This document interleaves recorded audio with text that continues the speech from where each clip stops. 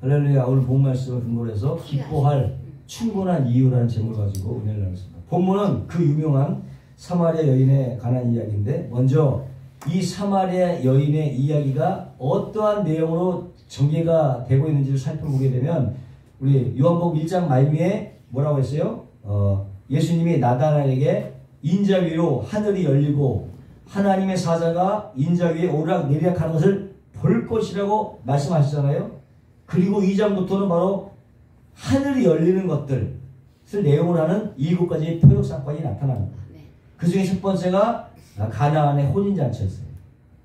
근데 이 표적들은 모두가 표적, 오해, 강해 구조로 되어 있다. 다시 말하면 예수님께서 표적을 행하시는 사람들이 그것을 오해하게 되고, 주님이 그것을 다시 표적이 가진 바를 설명해 준 식으로 그렇게 구성이 되어 있다는 것입니다. 무엇보다도 이 가나의 혼인잔치에서 물로 포도주를 만든 기적은 한마디로 형식만 남은 유대교가 마치 포도주가 떨어진 잔치집과 같다. 그런 거죠. 오직 구원은 예수 그리스도의 보혈의 공로로만 되어진다. 잔치가 잔치답게 완성이 된다는 그 은혜의 복음이 그 표적 속에 담겨 있다는 것입니다. 은혜의 복음. 근데 이 표적 뒤에는 뭐가 있었다? 뭐가 따라온다? 사람들의 오해가 따르는 거야. 이런 표적을 그 의미를 발견했는데 그 표적 보고 오해를 하는 거야. 그 오해로 등장하는 사람이 가나안 혼인잔치에 그 표적을 보고 오해로 등장하는 사람이 누구예요? 첫 번째가 니고데모였어요.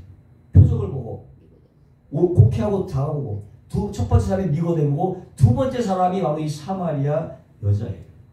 오해를 하는 거예요. 하나님의 그 표적을 보고 오해를 하는 거예요. 무슨 얘기인지 알겠죠? 니고데모는 혼인잔치의 완성은 절대로 인간의 노력과 어떤 자격과 열심을 통해서 이루어질 수가 없음을 보여주고 있는 표본이에요. 사람이에요. 그리고 구원 오직 예수 그리스도의 은혜와 하나님의 사랑에 의해서만 주어지게 되고 완성된다는 것이 누구의? 니고데모의 이 얘기였다는 것이죠. 그리고 두 번째 오해의 인물로 등장하는 사람이 바로 이 사마리아 여인이에요. 오해. 근데 이 니고데모나 이 사마리아 여자 모두가 복음이 필요한 사람들이다. 니고데모도 복음이 필요한 사람이고, 사마리아 여인도 복음이 필요한 사람들의 표본으로 지금 두 사람을 대표적으로 등장을 시키고 있는 거예요. 예? 니고데모의 경우는 어떤 거예요? 아무리 이 세상에서 구원을 받지 않아도 될 만큼 높이 올라간 사람은 없다는 거예요. 무슨 얘기냐면, 니고데모, 이 세상에서 구원받지 않아도 될 만큼 높이 올라간 사람은 없다. 사마리아 여인은 뭐예요? 이 세상에 그 누구도 구원을 받지 못할 만큼 떨어진 사람도 없다. 그 두 사람 대표로 가장 높은 사람, 가장 밑에 있는 사람을 해서 구원의 예가 될 수 없다. 그 얘기를 하는 거예요. 완전 극과 극인 사람들이에요. 그렇죠? 니고데모 어떤 사람이냐? 그러니까 오직 하나님의 은혜로 주어지는 그 구원을 받을 수 없을 만큼 불가한 인간이 없어. 불가능한 인간도 없고, 그 은혜를 필요하지 않을 만큼 대단한 사람도 없다는 거예요. 무슨 얘기인지 아시죠? 두 사람을 비교해보면, 먼저 니고데모는 어떤 사람이냐? 바로 유대인이었어요. 사마리아 여인은 유대인들이 멸시했던, 개취급했던 사마리아 여자야. 니고데모는 유대인이고, 사마리아는 사마리아냐. 인간 개취급을 당했던 유대인들에게 그런 사람이고, 니고데모는 정치인이야. 사내들이 고위의원, 국회의원이었단 말이야. 근데 이 사마리아는 어떤 지위를 갖고 있지 않았어요. 아무런 지위를 갖고. 니고데모는 대단한 학자요, 랍비였지만은 이 사마리아 여자는 교육도 못 받았어. 일단 그다음에 여자는 교육을 못 받았기 때문에 배운 게 없어요. 무식한 여자예요. 네? 그리고 니고데모는 도덕적으로 아주 높은 지경이 있었지만은 이 사마리아 여인은 어떻게? 남편을 5이나 두고도 지금은 갈아치우고 다른 남편인 남자와 동거하고 있는 그런 부도덕한 여자란 말이에요. 지금 비교하고 있는 거야. 니고데모와 사마리아 여인을. 니고데모는 이름이 밝혀졌죠. 사마리아는 이름도 밝혀지지 않았어. 이름도 밝혀지지 않았고, 니고데모는 자기 체면 때문에 밤에 몰래 예수님을 일부러 찾아왔어. 니고데모는 밤에 자기 체면 때문에 몰래 찾았지만, 사마리아 여인은 예수님이 찾아갔어. 알지도 못하는 사람을 예수님이 직접 찾아갔다. 이렇게 극과 극으로 대조시키고 있는 거예요. 이렇게 요한은 극과 극인 사람을 대조시켜서 등장시켜서 뭐예요? 남녀노소 빈부귀천 시고화를 막론하고 이 사람 그 누구도 하나님의 은혜 없이는 구원을 이룰 수 없다. 응? 또한 이 세상에 어느 누구도 하나님의 은혜를 받기만 하면 구원에 이르지 못할 자가 없다. 주여. 아멘. 그렇죠? 그걸 지금 보여주고 있는 거예요. 요한이 두 사람을 등장시키는 것은. 그래서 4장 42절에 뭐라고 합니까?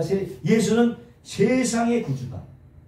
이게 사마리아 여인의 이야기의 결론. 예수는 세상의 구주다. 아멘? 그 얘기야. 즉 예수는 부자들만의 구세주야. 주도 아니야. 똑똑한 사람들만의 구세주도 아니고 선민이라고 자처하는 유대인들의 구세주도 아니고 누구의? 세상의 구세주다. 모든 사람의 구세주라는 것이다. 네? 여기서 세상은 그냥 세상이 아니라 은혜를 받은 세상. 은혜를 받은 세상. 거기에 구세주라는 거죠. 저번에 그랬잖아요. 모든 사람을 구원하지 않는다. 만선의 택까지 하나님의 백성들만 구원하신다. 그 얘기했죠? 이렇게 많은 차이가 있는 두 사람이지만 가장 큰 차이는 뭐냐? 한 사람은 표적을 보고 예수님이 물로 포도주 하는 그 표적을 보고 자신이 갖고 있는 그 지식을 바탕으로 예수님을 찾아왔어요. 니고데모는. 또 한 사람, 이 사마리아는 주님이 누구지도 몰라. 무엇을 하는 사람도 모르고 무엇을 주시는지도 전혀 모르고 있을 때 예수님이 직접 찾아가셨다는 거예요. 예수님이 직접 사마리아를 찾아가셨고 니고데모 밤에 찾아왔고 이 두 가지가 큰 차이라. 결국 예수 그리스도의 구원은 인간 측에서의 어떤 지식이나 노력의 근거로 주어지는 것이 아니라 하나님의 불가항력적인 은혜에서만 주어지게 되는 것을 강조하고 있는. 아멘. 불가항력적인 은혜. 그래서 절대로 우리 인간 측에서 찾아감으로 주어지는 것이 아니라는 거죠. 구원은. 근데 이것이 세상 종교와 틀려요. 세상 종교는 어떻게? 모든 종교들은 인간들이 신을 찾아가는 식으로 그렇게 되어 있지만 기독교는 하나님께서 인간을 찾아오는 식으로 되어 있다는 그런 방식으로 되어 있다. 이것이 큰 차이예요. 구원이 어디서 오는 거야? 하나님으로부터 온다는 거죠. 세상의 모든 인간이 구원을 이루려고 하늘로 올라가는 거지. 인간의 노력으로 이루겠다고. 이게 다른 거예요. 기독교는 하나님으로부터 내려오는 거예요. 무엇보다 구원은 하나님이 아무것도 모르는 자신의 백성들을 찾아가셔. 그래서 그들의 눈과 귀를 열고 성령을 부어주심으로 주어지게 되는 줄을 여러분 믿으시기를 바랍니다. 어떻게 의미하냐? 이사야서 1장 3절에 보니까 소는 그 인자를 알고 나귀는 주인의 구유를 알건만은 이스라엘은 알지 못하고 나에게선 깨닫지 못하는도다. 왜요? 이 타락한 인간들은 절대로 하늘의 것을 인식하거나 깨달을 수 없는 존재가 되어버린 거예요. 하늘 것을 알지 못해. 하늘 일에 대해서는 전혀 무지한 거죠. 무지한 거다. 그러한 그들을 하나님 뭐라고 부르십니까? 낙이나 소보다도 못하다는 거지. 못하다는 거예요. 소도 인자를 알고 낙이도 주인의 구유를 알지만 넌 그러지 않니. 어떻게 보면 소나 이런 낙이만도 못하다고 얘기하는 거예요. 지금 너희는 그걸 깨닫지 못해. 소도 알고 낙이도 아는데 너희들은 그걸 깨닫지 못. 그렇게 얘기하는 거잖아요. 한마디로 하나님은 하나님을 알지 못하는 사람들을 이렇게 돼지 취급을 하시는 거예요. 그보다 못하게 여기시는 거예요. 그보다도 못하게 하나님을 모르는 사람들을 기록된 바 의인은 없나니 하나도 없으며 깨닫는 자도 없고 하나님을 찾는 자도 없고 다 치우쳐 한 가지로 무익하게 되고 선을 행하는 자가 없나니 하나도 없다. 치우쳤다. 길을 벗어나는 거야. 길을 벗어나는 거야. 이게 모든 인간들은 다 치우쳤어. 길을 벗어났어. 그런 상태가 되었다는 것입니다. 이사야서 53장 6절에 우리는 다 양 같아서 각기 제 길로 갔거늘 야훼께서는 우리의 무리의 죄악을 그에게 담당시키셨다. 인간의 역사가 시작이 되면서 모든 인간들은 자기들의 가슴에 뻥 뚫린 그 허공을 메워보려고 무단히 애를 쓰지. 뭘 해도 마음이 상하니까 이걸 메꿔보려고 무단히 애를 썼죠.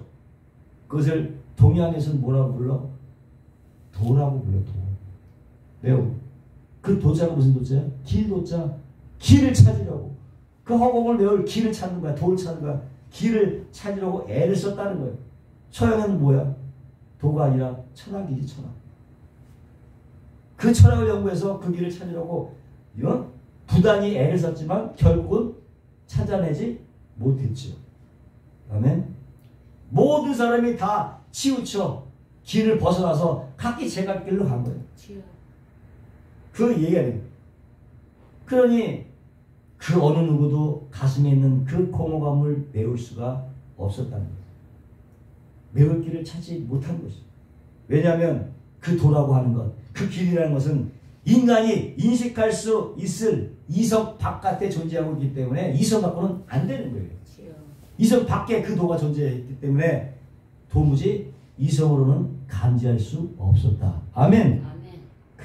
그럼에도 불구하고 여전히 사람들은 신의 존재를 증명하려고 하고 자신들의 힘으로 그 신에 가까워지려고 부단한 노력을 해왔고 지금도 그렇게 노력들을 하고 있어요.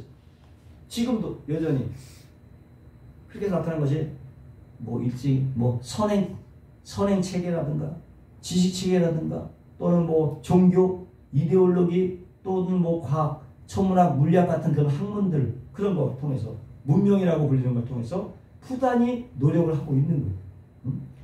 메꿔보려고 뭐든지. 그렇다면은 그토록 인간들이 찾아다니는 그 도, 그 길은 과연 어디에 있었느냐? 그게 바로 어디 있었냐? 여기 있습니다. 요한복음 14장 6절에 예수께서 가라사대 내가 곧 길이요 내가 도요 진리요 생명이니 그 길이 예수 안에 있었다는 거예요. 이렇게 명확하게 얘기해 주는 거예요. 바로가 예수가 바로 이 길이고 그 도라는 거예요. 아멘. 아멘. 이걸 몰랐기 때문에 엉뚱한 곳을 그냥 사람들이 찾아다닙니다. 엉뚱한 곳을 찾아다닙니다. 네? 그래서 그 도, 예수 그리스도 안에 있는 그 도가 예수 그리스도 안에 있었고 도이신 길이신 예수님께서 찾아오는 방법이 아니면 절대로 인간이 찾아갈 수 없다는 것입니다. 아멘. 그거예요. 그래서 구원은 오직 은혜로만 이루어지는 것이다. 계속 은혜를 강조하고 있죠. 은혜. 그것을 요한은 이 니고데모 이야기와 사마리아 여인의 이야기를 통해서 우리에게 다시 주지시켜 주려고 하는 거예요. 아멘. 자, 본문을 먼저 살살 살펴보면 1절 3절에 예수의 제자로 삼고 세례를 주는 것이 요한보다 많다는 말을 바리새인들이 들은 줄 주께서 하신지라 예수께서 친히 세례를 주신 것이 아니요 제자들이 준 것이라 유대를 떠나사 다시 갈릴리로 가실세 이렇게 되어 있어요. 여기서 보면 요한이 예수님께서 유대를 떠난 이유가 뭐예요?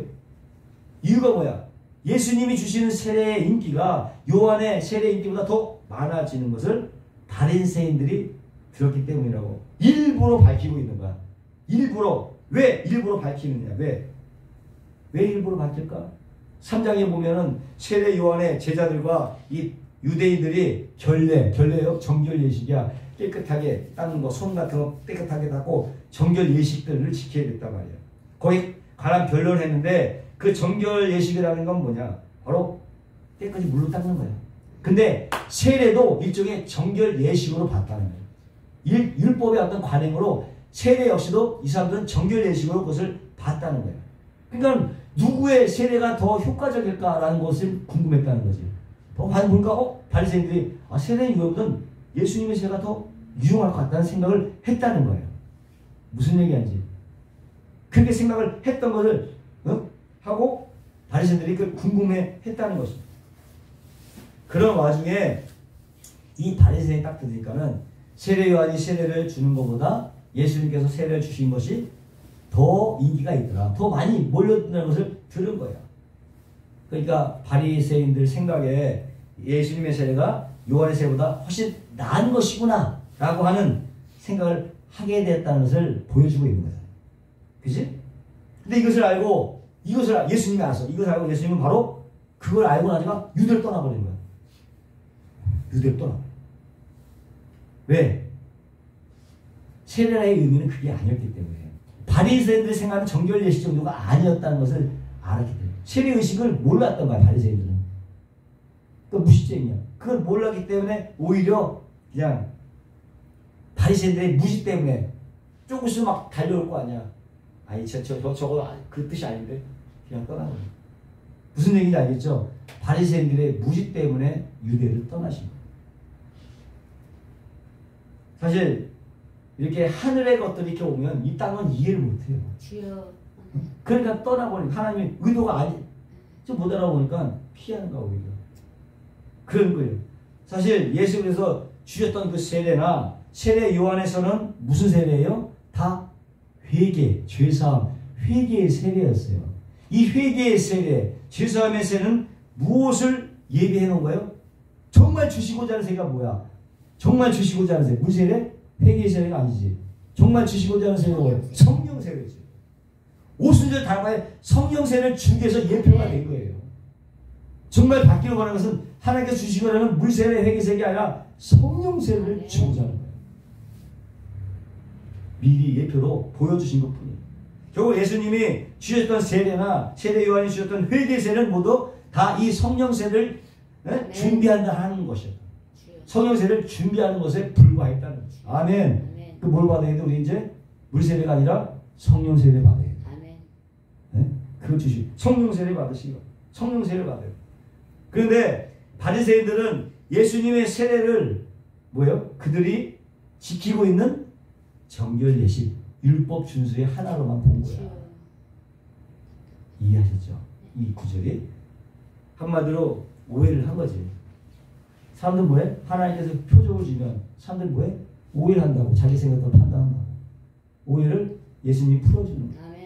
오해를 한 거야 지금. 성경이 다 이렇게 돼 있어요. 결국 그들의 무지 때문에 예수님은 유대를 떠나셨고 또 갈릴리라고 굳이 목적지를 밝혀놓고 있어. 갈릴리는 북쪽이에요. 이방 시골 마을이란 말이야. 유대는 번화가고. 무슨 얘기겠죠? 저기 시골 마을. 갈릴리로 떠날 것이라고 목적지를 분명히 밝혔어. 유대를 떠나서 갈릴리로 굳이 목적을 밝히고 있다는 거예요.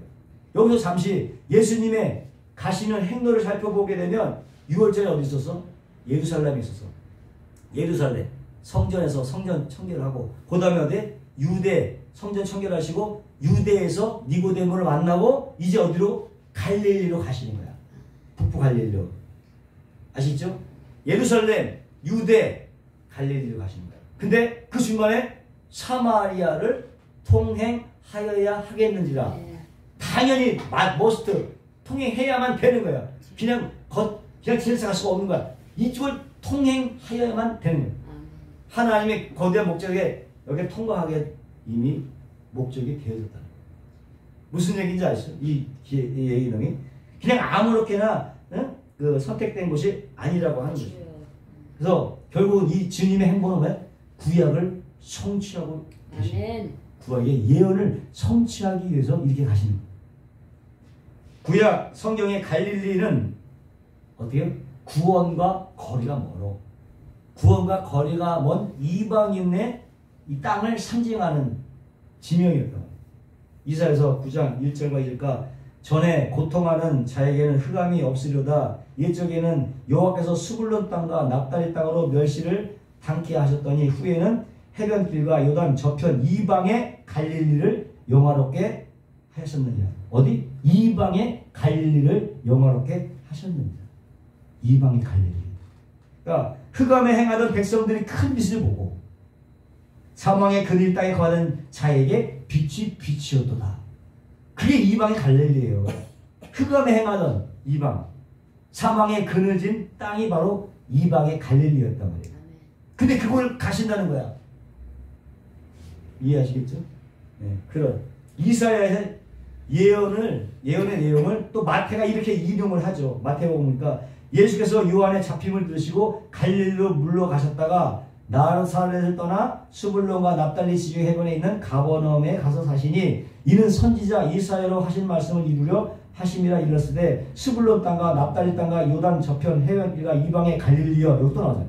이게 마태가 인용하거든. 이사야를. 흑암에 앉은 백성이 큰 빛을 받고 사망의 땅과 그늘에 앉은 자들에게 빛이 비추더라 하였느니라.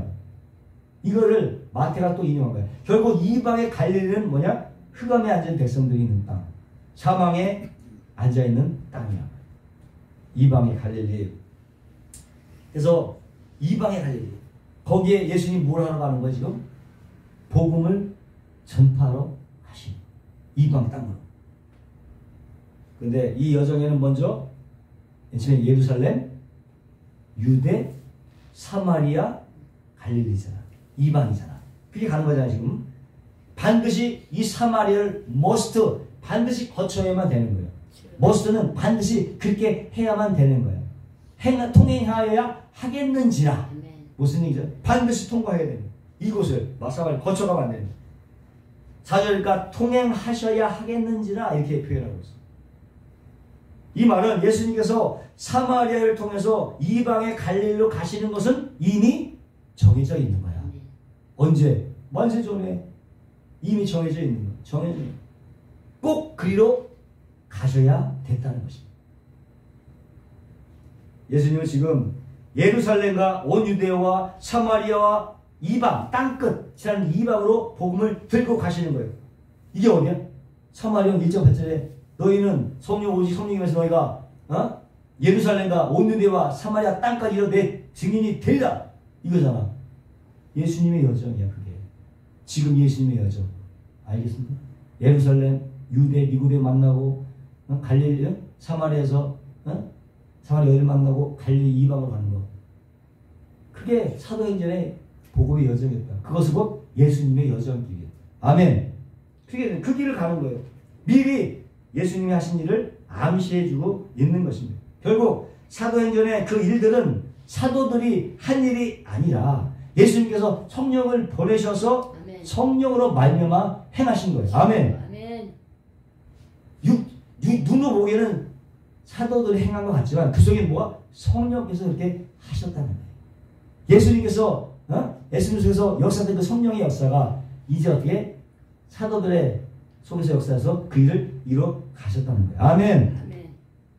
성령 의지할 수밖에 없죠. 신앙생활 다른 없어요. 성령만 의지하면 돼. 성령만 의지하면 주여, 돼. 아멘. 감사합니다.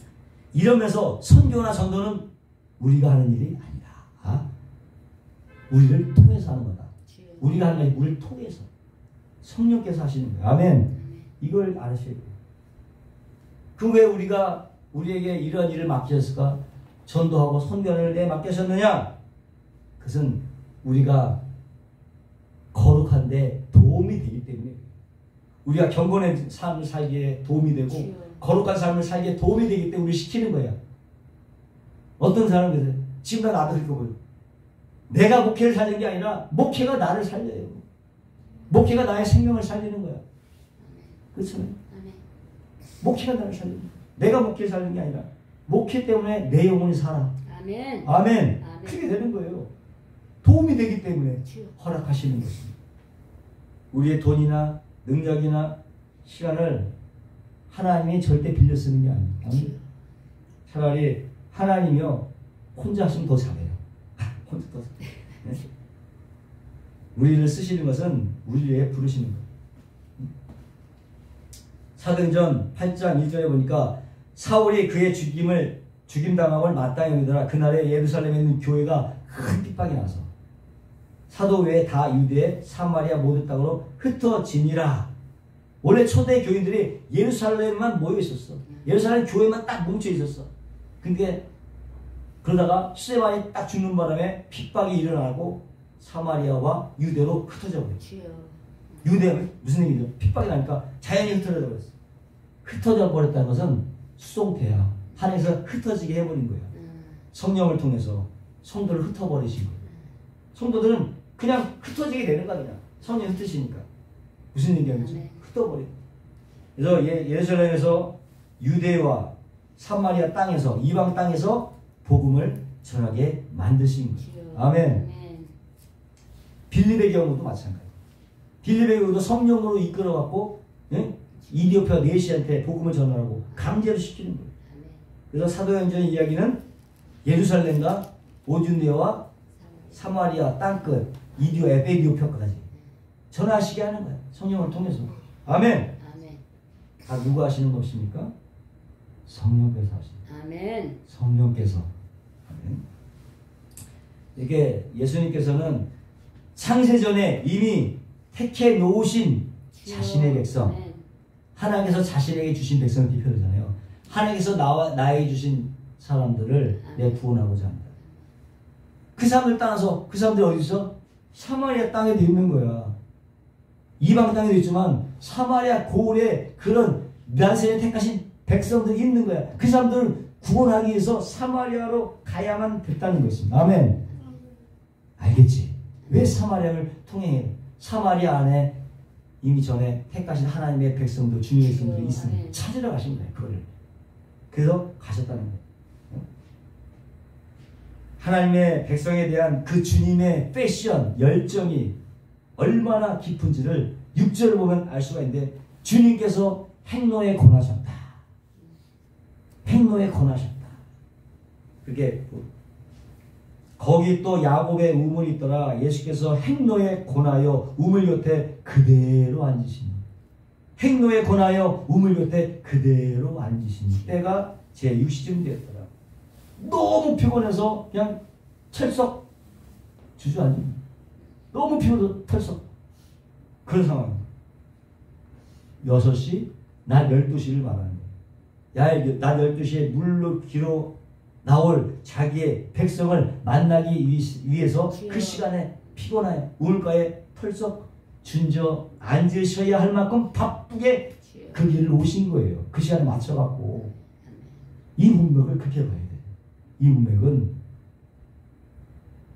이렇게 해서 우리를 결국 만나겠다고, 우리를 코단에서 우물가에 털썩 앉을 만큼 열심히 찾아오셨어요. 뭘 요구하지도 않고 우리는 알지도 못했는데 그걸 찾겠다고 찾아오신 거예요. 할렐루야. 그 열정, 그 열심 앞에 우리가 뭘 더 요구할 수 있겠어요? 우리는 그렇게 찾은 거예요. 우리 한 사람 한 사람은 다 그렇게 힘들게 찾아오신 거예요. 아멘. 아멘. 아멘. 유대인들은요, 사마리아 사람들을 어떻게? 개, 돼지 취급했다고. 인간으로 취급을 안 했어요. 그래서 될 수 있으면은 사마리아 땅을 밟질 않아. 유대에서 갈릴리로 가면은 요단 동편으로 돌아갔단 말이야. 원래 사마리아를 통하면 바로 가는데, 이 요단이랑 동편을 통해서 이렇게 올라가면 6일이 걸려. 이건 3일 걸리는데. 근데 상할 통과 안 해. 빨리 가면서도. 왜? 이 땅은 밟지 않거든. 상종을 안 하기 때문에. 응? 무슨 얘기지? 하여튼 유대에서 갈릴리로 가면 3일 걸리는데 돌아가면 6일이 걸려. 그 정도로 사마리아 사람들을 개, 돼지 취급을 했다는 것입니다. 그 이유는 뭐냐? BC 702 어떤 얘기?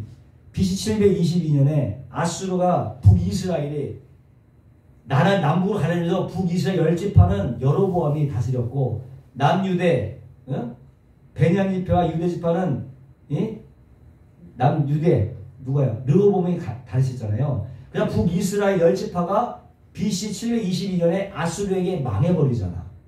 그래서 아수르는 혼혈 정책을 썼다고. 그때 아수르 사람들을 북이스라엘에서 살게 하고, 북이스라엘에 살고 있는 사마리아 사람들을 어디? 이스라엘 사람들을 아수르로 데리고 가. 그리고 중간에 이방 사람들도 막 들어가게 살게. 그러니까 혼혈 민족이 된 거야. 잡속을 만들어버린 거야. 무슨 얘기인지 알죠? 응? 혼합 정책을 썼기 때문에. 열왕기상 17장 20절니까 이스라엘 자손이 여로보암에 행한 모든 죄를 따라 행하여 떠나지 아니하므로 여호와께서 그중 모든 선지자로 하신 말씀대로 심지어 이스라엘을 그 앞에 제하신지라. 이스라엘이 고향에서 아수르에 사로잡혀 가서 오늘까지 미쳤더라. 아수르 왕이 바벨론과 구다와 아와와 하맛과 스발 와인에서 사람을 옮겨다가 이스라엘 자손을 대신하여 사마리아 여러 성읍에 두고 저희가 사마리아를 차지하여 그 여러 성읍에 거하니라. 그러니까 외국 사람들 사마리아 땅에 거주하고 거기서 살게 했다는 거예요. 응? 성경에 이렇게 돼 있잖아. 이렇게 혈통과 종교가 섞어버린 이 사마리아 사람들은 유대인들에게서는 이방인들보다 더 못난 사람들로 여겼던 거죠.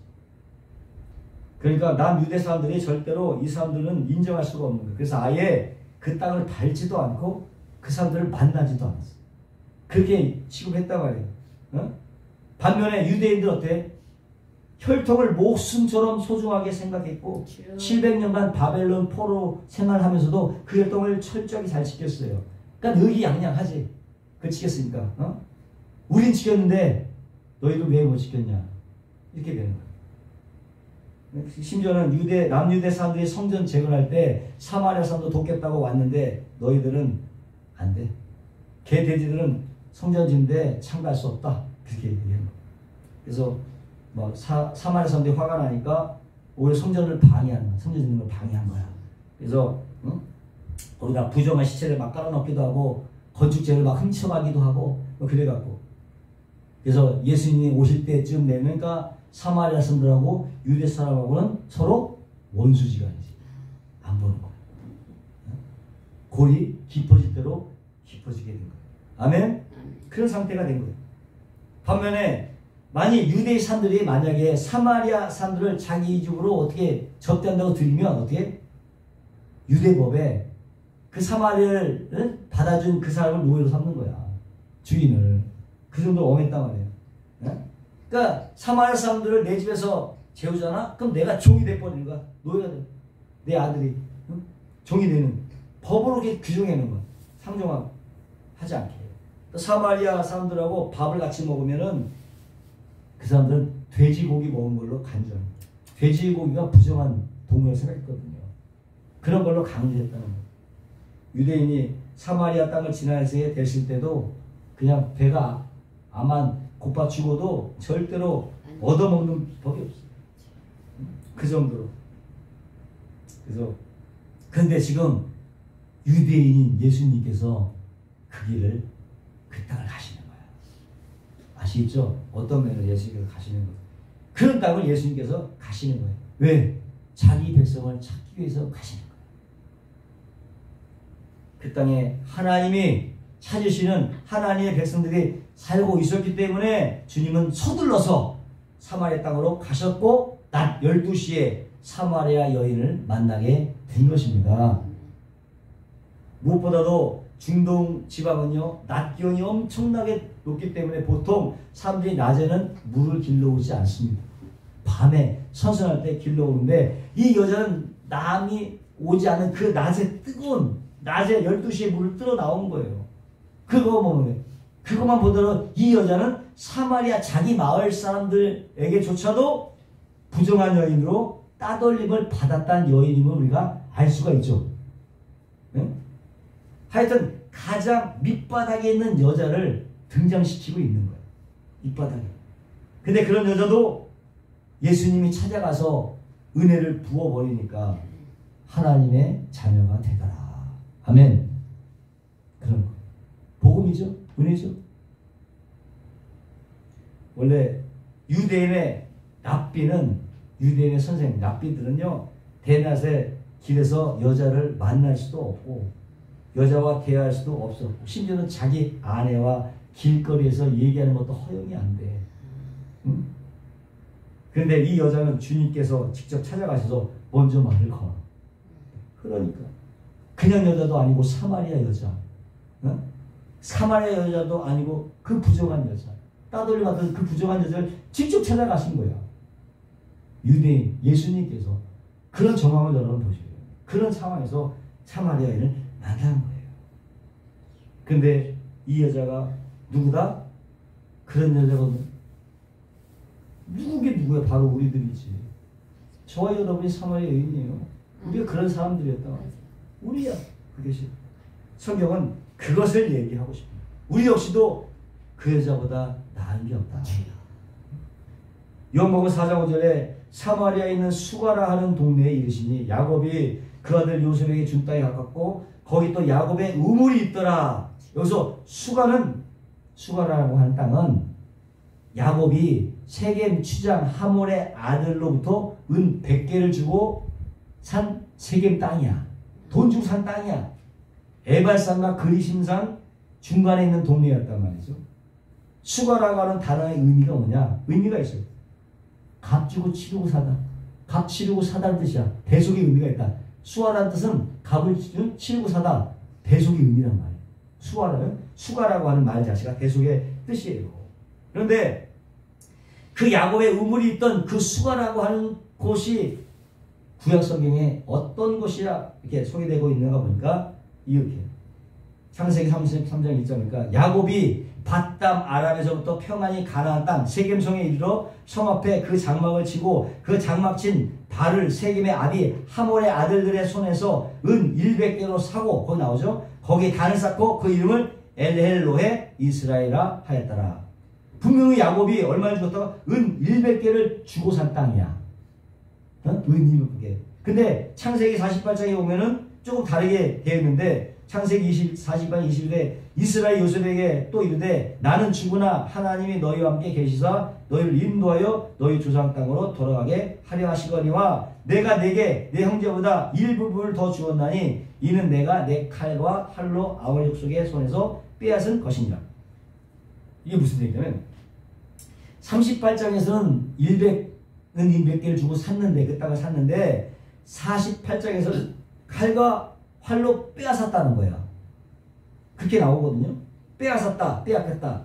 빼앗았다 이 말은 산적이나 강도처럼 강제로 탈취했다는 뜻이 아니고 정당하게 샀으면서도 그것을 원수의 손으로 지켰다는 의미가 강한 거예요.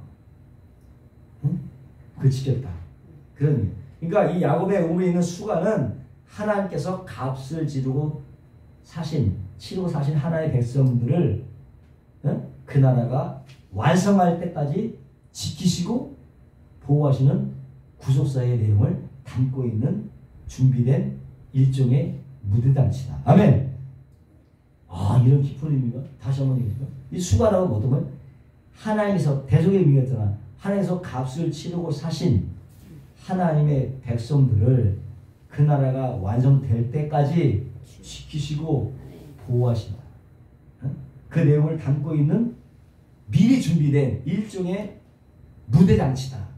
아멘. 어마어마한 거죠. 이 사건 무대잔치 속에서 그런 의미가 있었다는 거예요. 거기에 사마리아 여인이 등장하고 우물이 등장하고 주님이 가십니다. 할렐루야. 이런 의미가 있었네. 그죠? 이런 의미가 있네. 그때 주님께서 예수에게 먼저 말을 하셔서 물을 달라. 물을 좀 달라. 사실 31절에 제자들이 먹을 걸 갖다 주었을 때 나이는 너희들이 알지 못하는 양식이 있다. 그러면서 물 주시는 물 거부했단 말이야. 근데 왜 이 여자에게는 물을 달라고 했을까? 정말 목이 말라서 그랬을까?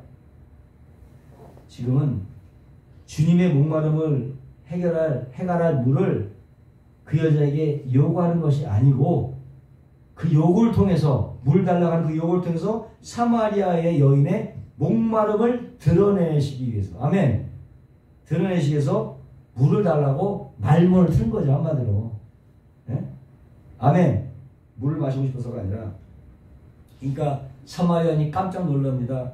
있을 수 없는 이거든. 유대인이 자기한테 말 거는 거는 외면하고 살기 때문에 딱 보니까 사마리아니까 옷차리나 말투가 다 유대인이거든. 그러니까 깜짝 유대인이 어떻게 나한테 말을 거냐? 이렇게 얘기한 거예요.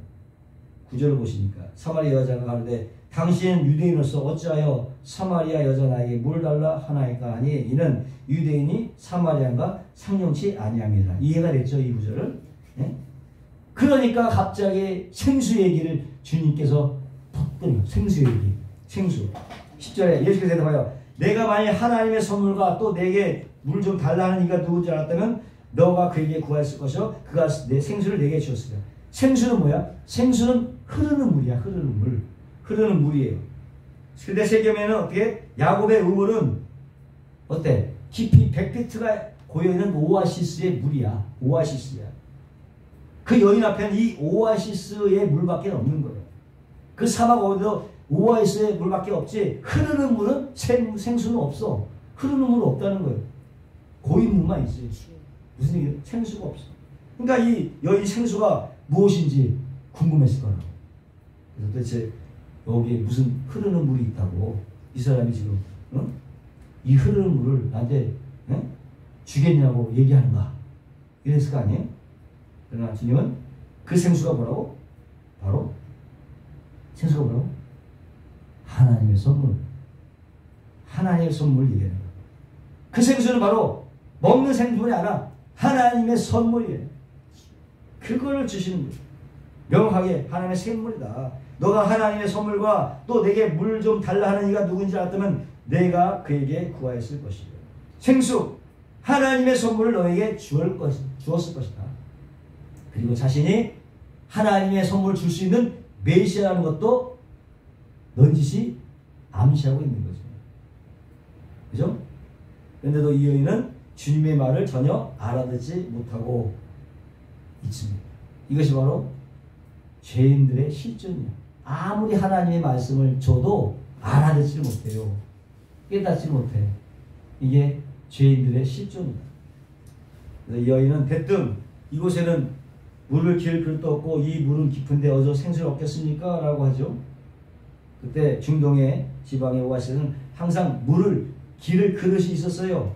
염소 가지로 만든 물 그릇 그릇이 있는데 왜 물 기를 그릇이 없다고 했습니까? 그것은 바로 그 그릇은 유대인들이 쓸 수 없기 때문에 사마리아인이 썼던 그릇을 쓸 수 없기 때문에 물 그릇이 없었다고 얘기하는 거예요. 근데 어떻게 나에게 물을 주겠냐?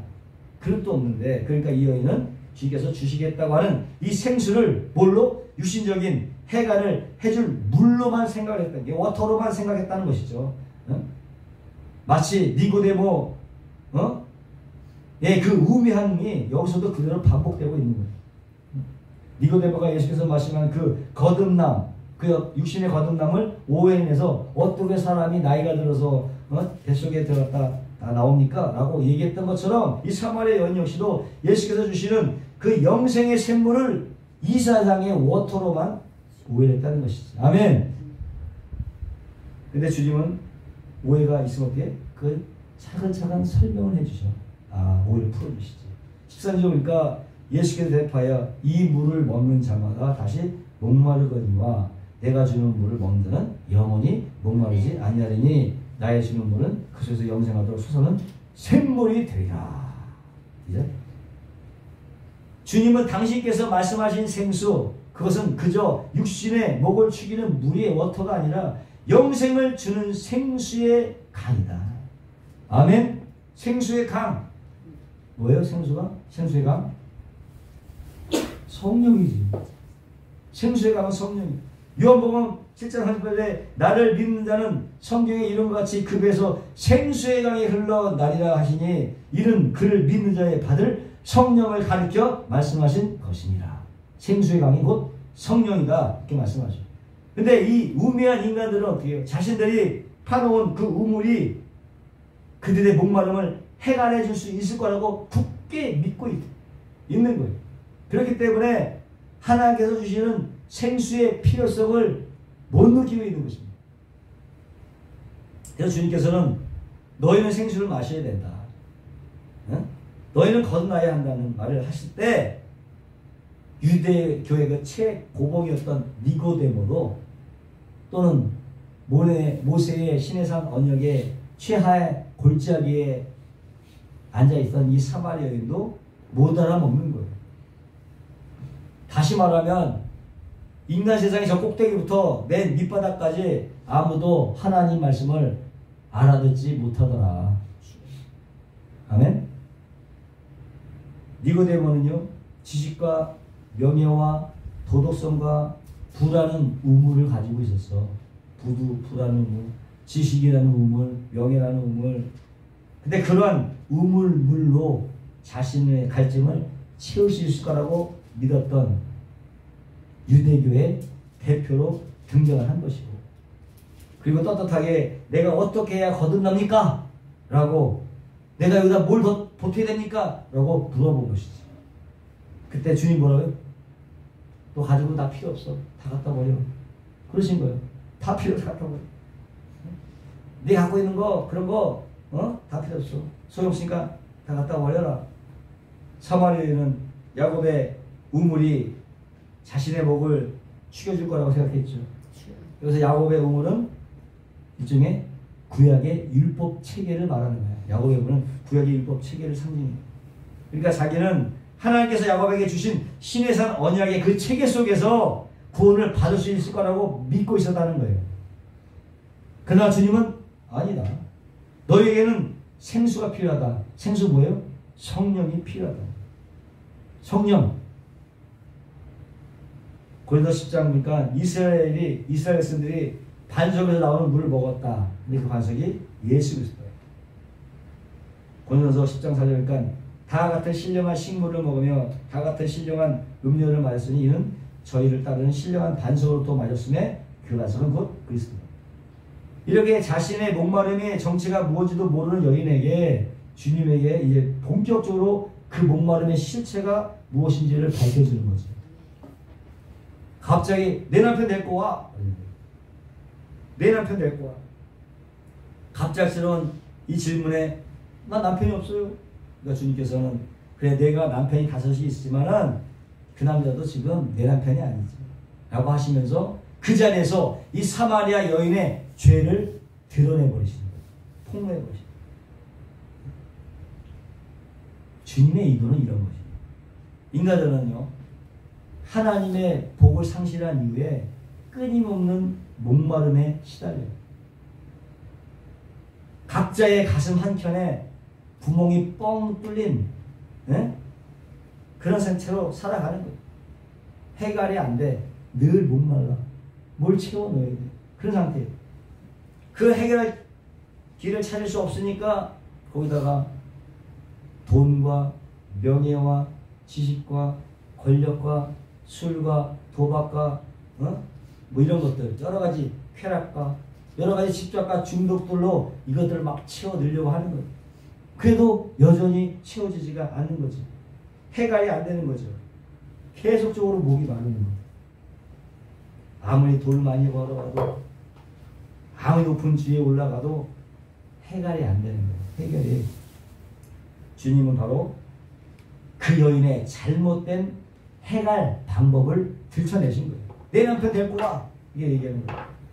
이는 남편이 5이나 바꿔가면서 여기서 그 남편이라고 한 건 뭡니까? 남편은 뭡니까? 바로 이 세상의 힘을 얘기하는 것이고 남편은 너가 믿고 사는 그 남편, 그 세상의 힘을 말하는 것이고 그 힘, 그 남편, 그 세상의 힘이 자기 목마름을 해결해 줄 거라고 믿었다는 거죠. 아셨어요?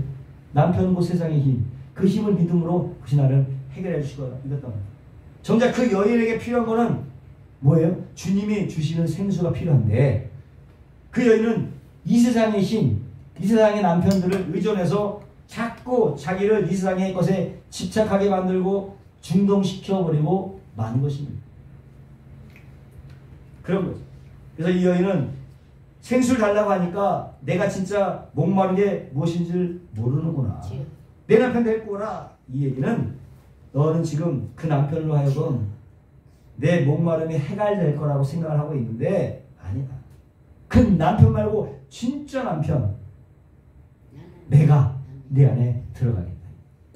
진짜 남편 내가 네 안에 들어가겠다. 아멘. 아멘. 아주 직접적으로 말씀하시는 거예요. 아멘. 내가 들어가. 남편 데려가라. 없냐? 내가 들어가겠다. 아멘. 과연 우리들은 이 생수 외에 뭘 가지고 목마름을 해결하려고 해요? 이 생수를 빼고 그 얘기하는 거예요. 우리는 과연 무엇으로 이 해결을 해결하고 있느냐? 구약의 율법 체계인 이 야곱의 우물과 세상의 힘을 상징하는 그 남편을 통해서 자신의 해결을 추구하려고 했었던 이 여인, 그에게 지금 진짜 남편인 예수님이 나타나십니다. 아멘. 아멘. 이 사마리아는 바로 누구예요? 모든 인간이에요. 바로 저와 여러분. 이 여인은 바로 저와 여러분을 얘기하는 것이고 우리 앞에 예수님이 남편으로 지금 나타나십니다. 아멘. 아멘. 아멘. 그런 거. 우리가 그렇게 살고 있었거든. 돈과 명예와 도덕심과 종교행위들.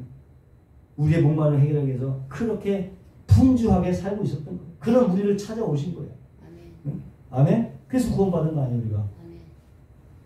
신랑이 찾아오신 거죠. 마치 창녀 고멜에게 호세아가 청혼하는 것처럼 예수님이 그런 모습이 있을 때 우리를 찾아오실 거예요. 아멘. 네. 할렐루야. 그럼 왜 주님께서 사마리아를 우물가에서 만났을까? 우물가에서 왜 만났을까? 궁금하지 않아요? 우물가는 남편이 아내를 만나는 곳이었어요. 이삭이 그의 아내 리브를 만난 곳이 우물가야. 어? 창세기 2장 보니까 성중 사람의 딸들이 물을 길러 나오겠사오니 내가 우물 곁에 섰더라. 한 소녀에게 이르되 청컨대 너는 물 항아리를 기울여 나로 마시게 하라 하리니 그에 이르되 마시라. 내가 당신의 약대기도 마시려면 그는 주께서 주의 종 이삭을 위하여 정하신 자라. 이로 인하여 주께서 나의 주인에게 은혜를 베푸심을 내가 알겠나이다. 말을 마치지 못하여 리브가가 물 항아리를 어깨에 메고 나오니 그는 아브라함의 동생 나홀의 아내 밀가의 아들 부두엘의 수생이라. 우물가에서 만난 거야. 그렇잖아요. 우물가에서 야곱이 또 자기 아내 라헬을 만날 때도 우물가에서 만나. 창세기 야곱이 그의 외삼촌 라반의 딸 라헬과 그 외삼촌 딸 양을 보고 나가서 우물 아고에서 돌을 옮기고 외삼촌 라반의 양떼에게 물을 먹이고 그가 라헬에게 입 맞추고 소리내어 울매. 그렇잖아요. 야곱도 라헬을 우물가에서 만나. 모세도 그의 아내 시보라를 우물가에서 만나요. 바로가 이 일을 듣고 모세를 죽이고자 하여 산자 모세가 바로의 낯을 피하여 미디안 땅에 묵으며 하루는 우물 곁에 앉았더라. 미디안 제사장이 7딸이 있더니 그들이 와서 물을 길러 구에 채우고 그 아비 양물에게 먹이려 하는데 목자들이 와서 그들을 쫓는지라 모세가 일어나 그를 도와 그 양물에게 먹이니라. 이렇게 우물은 뭐예요? 신부가 신랑을 만나는 곳이죠. 그죠? 우물가에 부정한 여인의 대명사였던 이 사마리아 여인이 서 있는 그곳이에요. 우물가에. 그녀는 이삭의 남편을 통해서 이삭의 힘을 통해서 목마름을 해결하려 하는 어린 작은 사람의 대표예요. 나를 대신해서 그 우물가에 있는 거예요. 지금 결국은 우리를 대신해서 사마리아 여인이 그 우물가에 있는 거예요. 그렇게 보셔야 돼요. 그런데 그런 그녀에게 진짜 남편이 나타난 거야. 진짜 신랑이 나타난 거야. 아멘? 그것을 보여주고 있는 거죠. 그래서 우물가라고 하는 그 배경이 등장하고 있습니다. 예레미야 3장 14절에 나 여호와가 말하나 배역한 자식들아 돌아오라. 나는 너희 남편임이니라. 내가 너희를 성읍에서 하나와 족속 중에 둘을 택하여 시온으로 데려오겠고 내가 또 내 밤에 합하여 목자를 너에게 주리니 그들이 지식할 명철 너희를 양육하리라. 내가 너희 남편이라. 하나님께서 이제 내가 너 남편이야 이렇게 말씀하시는 거예요. 그 남편이 지금 찾아오시는 거예요. 어디로? 우물가로 신부를 찾겠다고 철떡 주저앉을 정도로 고난 상태로 찾아오시는 거예요. 아멘. 가장 낮은 자리에서 가장 더러운 자로 서 있는, 가장 낮은 자에서 가장 더러운 모습으로 서 있는 우리에게 남편이 찾아오십니다. 뭐가 잘나서 똑똑해서가 아니지. 우리가 간절히 그를 찾기 위해서도 아니야. 만나주세요. 구해서 그런 것도 아니야. 다만 창세전에 이미 하나님의 백성이었고 우리가 백성이고 사마리아인도 창세전에 이미 택하신 하나님의 백성이었어요. 그렇기 때문에 찾아오시는 거야. 불원천리 사마리까지 찾아가서 그렇게 고단하게 찾아가셔갖고 생수를 부어주시고 그녀를 구원해내시고 아예 그의 남편이 되어주시는 것입니다.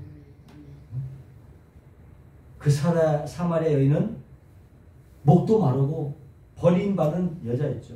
근데 이제는 주님 스스로가 그녀의 목마름이 되어주시는 거예요. 이 말 잘. 그래서 십자가에서 내가 목마르다 그래요. 목마름이 되어주신 거예요. 그 목마름 해결하려고 아예 예수님께서 목마름이 되어주셨어요. 그래서 십자가에서 내가 목마르다. 그래서 그녀의 목마름이 해결된 것이고 주님은 또 그 사마리아 여자를 위해서 버림을 받으신 바 된 거예요. 그 십자가에서 뭐예요? 십자가에서 나의 하나님 어째 날 버리셨나이까? 버리신 거예요. 그런 말미암아 이 여인은 영원히 남편에게 버림받지 않은 자가 된 것입니다. 아멘. 그 사마리아인이 누구라고? 바로 저와 여러분이에요. 바로 저와 여러분. 바로 복음에 관한 이야기다. 이 사마리아 여인에게는 복음에 관한 얘기예요. 또 그 은혜 복음에 관한 이야기를 우리에게 지금 얘기해주고 있는 것입니다. 지금 과연 우리는 어떤 우물을 파고 있느냐? 돈의 우물을 파고 있느냐? 명예의 우물을 파고 있느냐? 쾌락의 우물을 파고 있느냐? 예레미야서 2장 13절에 내 백성이 두 가지 악을 행하였나니 곧 생수의 근원이 되는 나를 버린 것과 스스로 웅덩이를 판 것인데 그것은 물을 저축지 못할 터진 웅덩이다. 아멘. 예수 그리스도 외에 모든 우물은 다 터진 웅덩이다. 다 새는 거예요. 다 새. 우리의 생수는 또 우리의 우물은 누가 되어야 되는가요? 예수 그리스도가 되어야 되는 거예요. 아멘. 그분만으로 만족하고 그분의 선물인 영생을 받아야만 행복해질 수가 있는 것입니다. 아멘. 그 분들이 바로 세인트 성도예요. 그래서 인정한 성도가 바로 성도인 것입니다. 이사야서 12장 2절 보라 하나님은 나의 구원이시라 내가 의리하고 두려움이 없으리니 주 야훼는 나의 힘이시며 나의 노래시며 나의 구원이시니라. 그러면 너희가 기쁨으로 구원의 우물들에서 물을 기르리라. 구원의 우물들에서 물을 기르리라. 우리의 우물은 구원의 우물이 되어야 되는 것입니다. 돈의 우물, 명예의 우물, 쾌락의 우물이 아니라 구원의 우물. 그것으로 기뻐해야 되는 거예요. 구원의 우물. 주님이 지금 우리에게 그 얘기를 하고 싶은 거예요. 그래서 우리를 우물가로 부르시는 거예요. 우물가로. 이 우물이 아니라 나를 바라봐라. 나를 바라봐라. 성경 허경영이 나를 바라봐. 나를 바라봐. 이게 딱 그 인용한 거야. 하나님을 바라봐. 나를 바라봐라. 나에게서 쏟아져 나오는 그 우물만이 너희들을 해결할 수 있다. 너희들을 기쁘게 할 수 있으니까 제발 눈을 좀 돌려서 나를 좀 봐다오. 아멘. 예수 그리스도를 바라보라는 것입니다. 아멘. 그래서 하나님은 우리가 세상의 우물이 아닌 이 구원의 우물로만 기뻐하는 진짜 믿는 자가 되기를 원하시는 거예요. 아멘. 진짜 신자가 되기를 원하시는 거예요. 우리가 파놓은 우물을 때때로 그래서 뭉개버리시는 거야 막. 우리가 파놓은 건강이라는 우물을 뭉개버려요. 우리가 파놓은 명이라는 우물을 그냥 뭉개버리고 우리가 파놓은 돈이라고 하는 우물을 그냥 뭉개버리고 아멘. 때로는 뭉개버리시는 거예요. 우리는 신앙생활을 통해서 그런 자로 성숙되어 가는 것입니다. 아멘. 때문에 우리의 삶 속에서 그런 일이 일어났을 때 슬퍼하거나 노하지 마시기를 바랍니다. 당연한 것입니다. 그런 것에 우리의 믿음이 휘둘러져서는 되지 않는 거죠. 진짜 실력자가 될 수가 없어. 진짜 실력자. 어? 우리가 실력자가 될 때 하나님께서 마음껏 부시는 거야. 뭐 그냥 다 부으시는 거야. 그게 안 되니까 실력을 갖추. 믿음의 실력을 갖추면 하나님께 다 쏟아 부어주시는 거야. 쏟아 부어주지 않는다 할지라도 그냥 족하면 되는 거야. 아멘. 그렇지 않을지라도 족하면 되는 거야. 예수로만 우리에겐 진짜 남편이 있고 진짜 마르지 않은 우물이 있는 것입니다. 아멘. 이것만으로 우리는 기뻐할 만한 충분한 이유가 되는 것입니다. 아멘. 아멘. 기도하겠습니다. 거룩하시고 영원하시고 오직 예수로만 충분히 기뻐할 이유가 있습니다. 날마다 기뻐하며 살게 도와 주옵소서. 아멘. 예수님의 이름으로 기도하옵나이다.